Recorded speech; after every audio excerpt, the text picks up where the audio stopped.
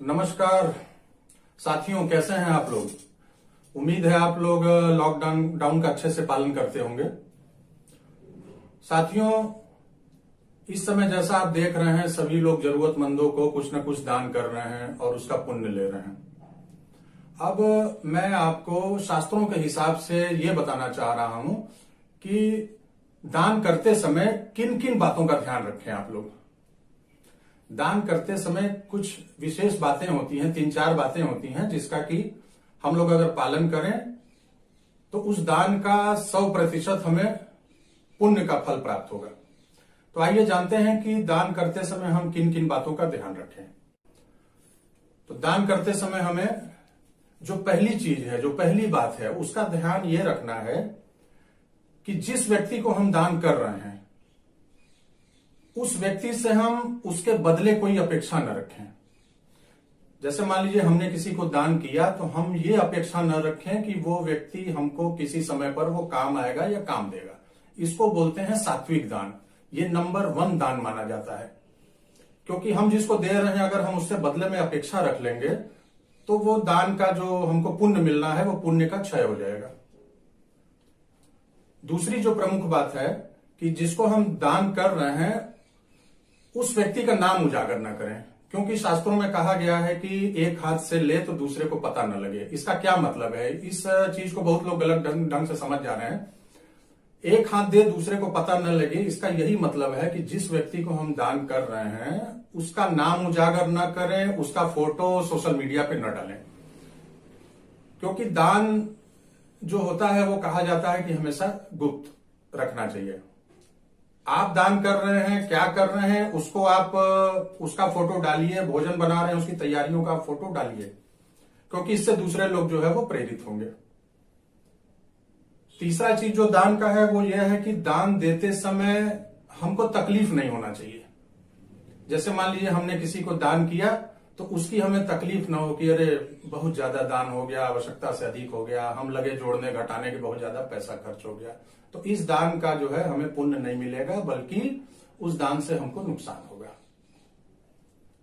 और सबसे जो चौथी बात, जो मुख्य बात है वो ये है कि दान हम किसी को करें तो अच्छे से करें। अच्छे से का मतलब ये है कि जैसे मान लीजिए हमको तेल का दान करना है तो तेल का जो पैकेट 1 लीटर वाला आता है हम उसको उठा के डाल दें, उसको दे दें। अच्छे से मतलब कि उस परिवार का जो है काम कुछ दिन चले। ऐसा ना हो कि इतना तेल दे दें कि जो दोनों कान में डालने पर ही खत्म हो जाए। तो इस तरीके का भी हम दान ना करें, उससे कोई लाभ हमको होने वाला नहीं है। तो और आप ये भी जानते हैं कि दान जो आप करें, ठीक है आप फोटो किसी का मत डालिए, लेकिन आप जो दान कर रहे हैं वो लोगों को बताइए भी, ताकि दूसरे लोग प्रेरित हों। देखिए हमारा जो हिंदुस्तान देश है वो बड़ा भावुक देश है, बहुत अच्छे लोग यहाँ रहते हैं, बड़ी इमोशनल कंट्री है।